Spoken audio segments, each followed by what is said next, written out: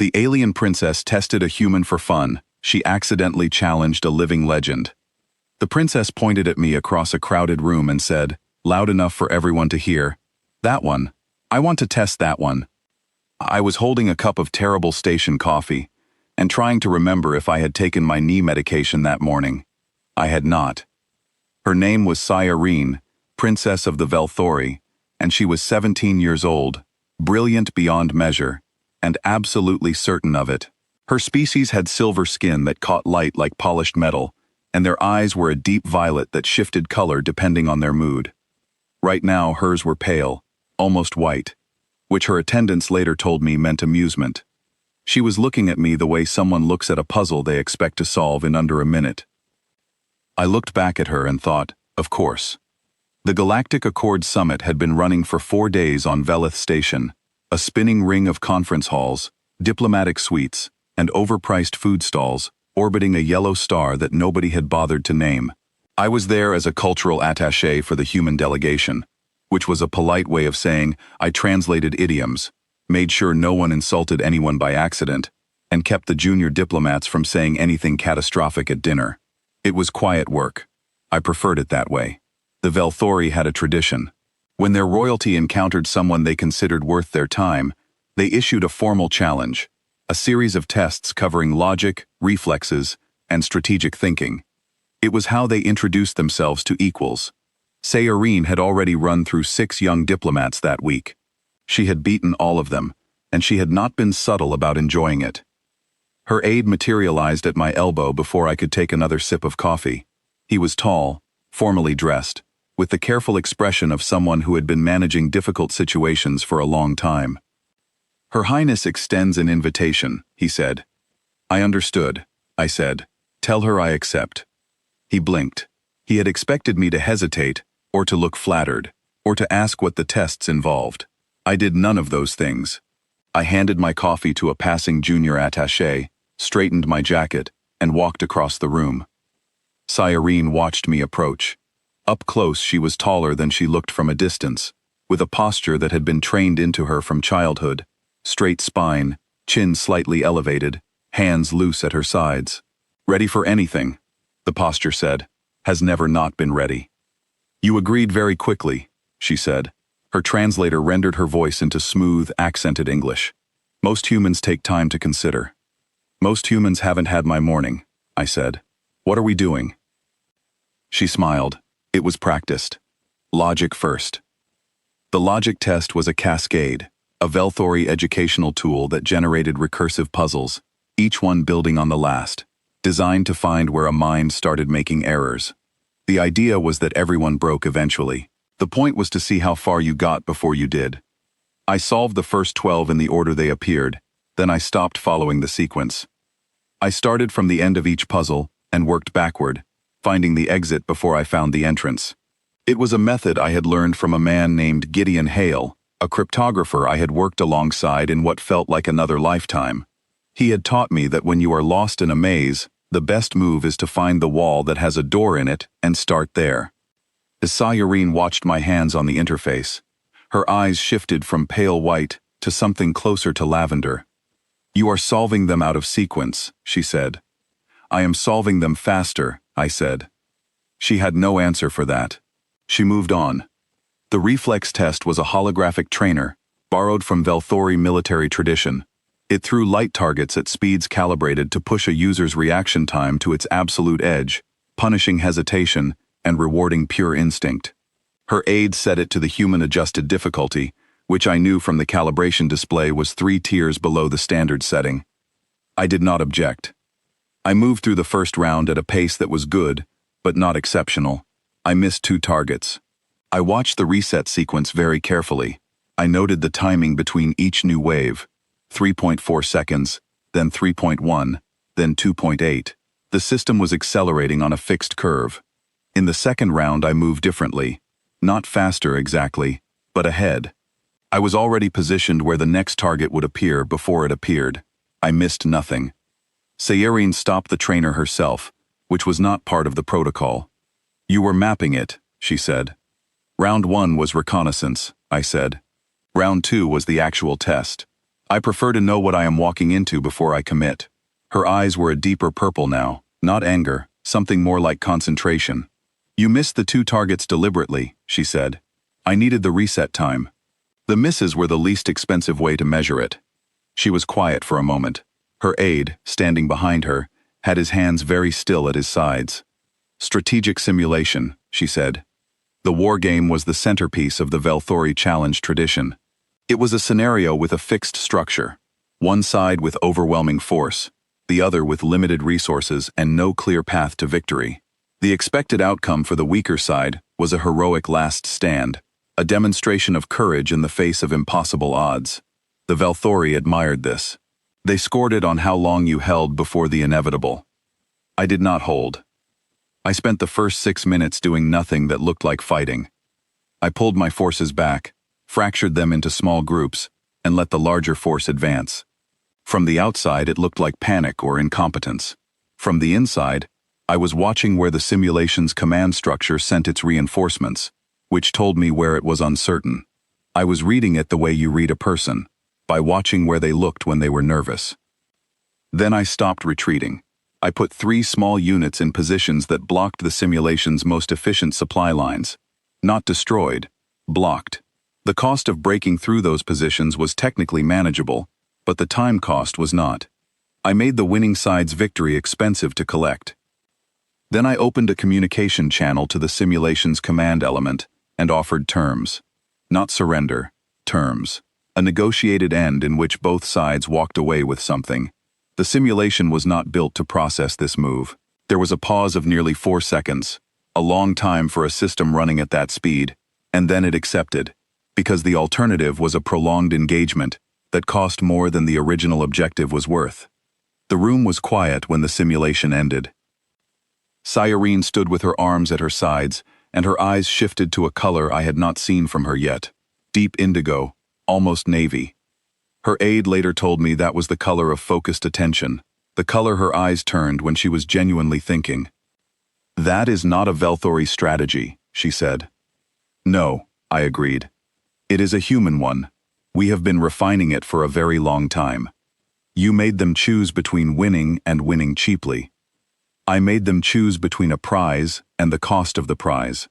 When those 2 things stop being worth each other, most opponents find a third option. She looked at me for a long moment. Then she turned to her aide and said something in Velthori that the translator did not catch. Her aide nodded and moved away. I went back to looking for my coffee. The aide returned 3 minutes later with a handheld device. He showed the screen to Cyrene. She read it. Then she looked at me again, and it was a different look. The kind of look that has recalculated something fundamental. She crossed the distance between us and stopped at a respectful distance. Not the casual space she had kept before. Careful distance. Measured. May I ask how old you are? She said. I told her. She did the math in silence. I watched her do it.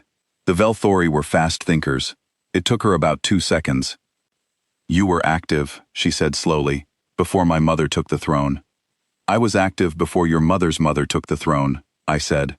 Though I took a few years off in between for a bad shoulder and some paperwork. She did not laugh. She was still reading something in my face, looking for the version of this situation that made sense to her. The Kareth Passage Accord, she said. It was not a question. Among others. You architected that negotiation. I helped. There were good people on all sides who wanted it to work. I just made sure they had room to find each other.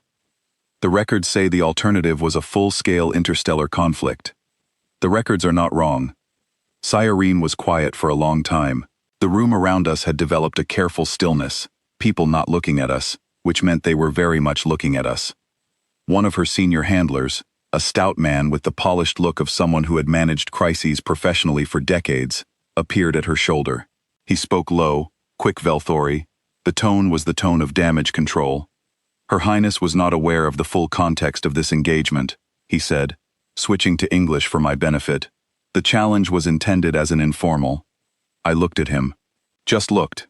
Nothing threatening. Nothing dramatic. The look of someone who has heard this particular sentence in 8 different languages and is tired of all of them. He stopped talking. Cyrene glanced at him, then back at me. Something shifted in her expression, the careful princess composure cracking just slightly, letting through something younger and more honest.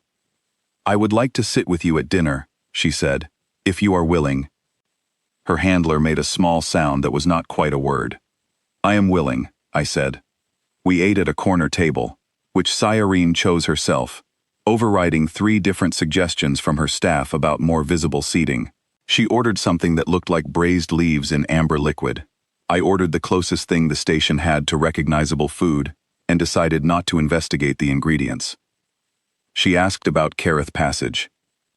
I told her the version I told people who were old enough and serious enough to hear it, without either flinching or glorifying it.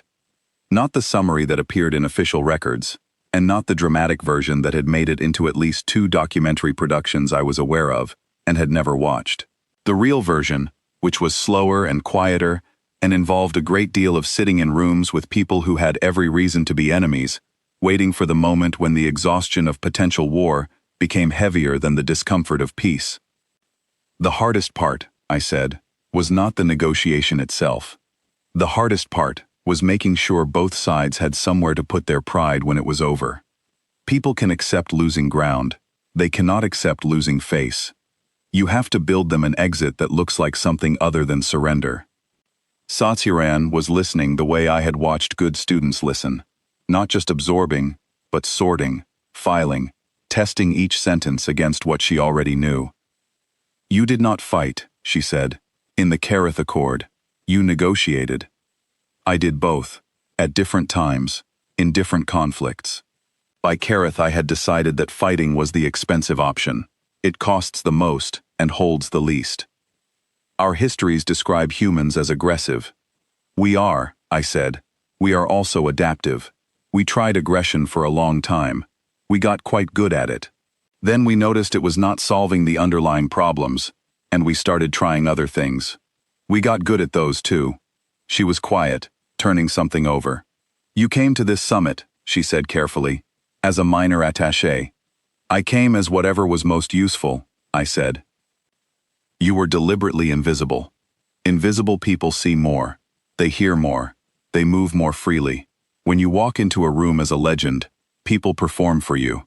When you walk in as a nobody, they forget you are there, and you learn what they actually think. I have found the second much more educational."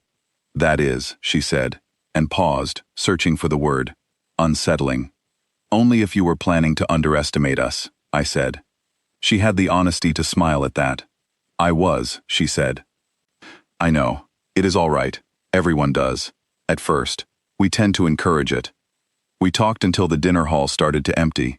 At some point, her handlers gave up hovering and retreated to a respectful distance, which I appreciated. Irene ordered a second round of the amber liquid and forgot to maintain her posture, and when she forgot her posture she looked exactly as young as she was, brilliant and sharp, and carrying the very specific loneliness of someone who had beaten everyone around her so consistently that no one had tried to genuinely challenge her in a long time. I recognized that loneliness. I had watched it in younger soldiers who had outpaced their peers, and in diplomats who had outthought their colleagues, and in people who had never been given a fair fight and had mistaken the absence of challenge for the absence of peers.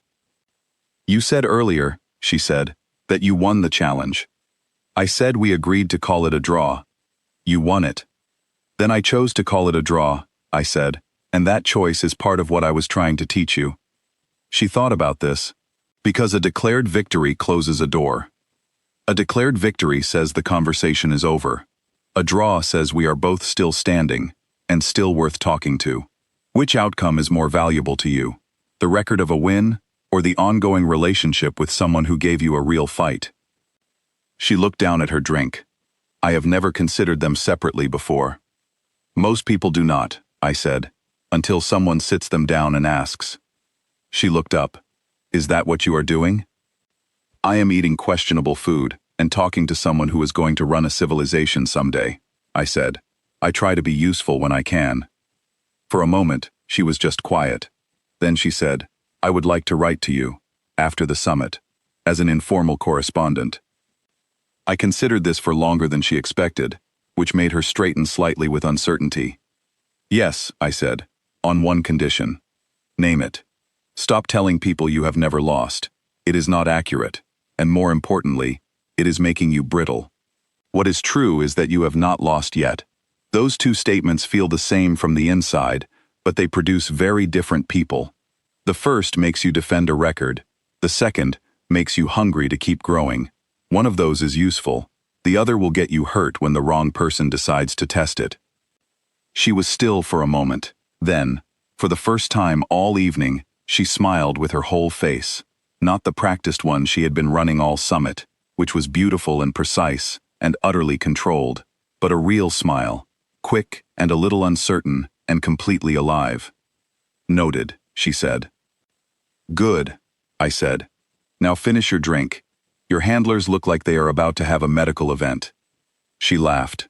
It was a short sound, surprised out of her, and it made two of her staff visibly relax 20 feet away. The summit formally concluded the next morning. Sayurin's challenge went into the Velthori official record as a draw, the first in living memory of that tradition. The official filing clerk came to me in the corridor outside the signing hall and asked, twice, if the designation was correct. I told him yes, both times, and then I went inside to witness the signing ceremony and try to find better coffee. On the shuttle home, I sat next to a junior attaché named Owen Briggs, who had joined our delegation 6 months ago and still looked slightly stunned to be there. He asked me how the summit had gone. "Useful," I said. He nodded, like this was a complete answer, which, to his credit, it was. I looked out the viewport at the station shrinking behind us, the yellow star beyond it holding everything in its slow orbit, and I thought about a 17-year-old princess who was going to be extraordinary in about 10 years, when she had enough failures behind her to understand what her wins had cost, and enough patience to stop needing people to know about them. I thought about all the young people I had watched come into their own over the years, in various corridors and briefing rooms and dining halls, and how the ones who turned out to be genuinely formidable were never the ones who arrived fully certain of themselves. They were the ones who had cracked open slightly when they met someone unexpected, and let the experience change them, and kept going. I thought about Gideon Hale, and the maze, and the door you found by starting at the exit. Owen Briggs had fallen asleep against the viewport. I pulled the thin shuttle blanket off the overhead compartment and dropped it over his shoulders without waking him, and then I leaned back and closed my eyes. People want legends to arrive like thunderstorms, loud, visible, impossible to miss. Most of us are just tired. We have been at this a long time. We have learned that the quieter you are, the more you hear. And the more you hear, the better you understand. And the better you understand, the less you need to announce yourself. The shuttle banked left and caught the light of the star. And for a moment, the whole cabin went gold. I took my knee medication and went to sleep.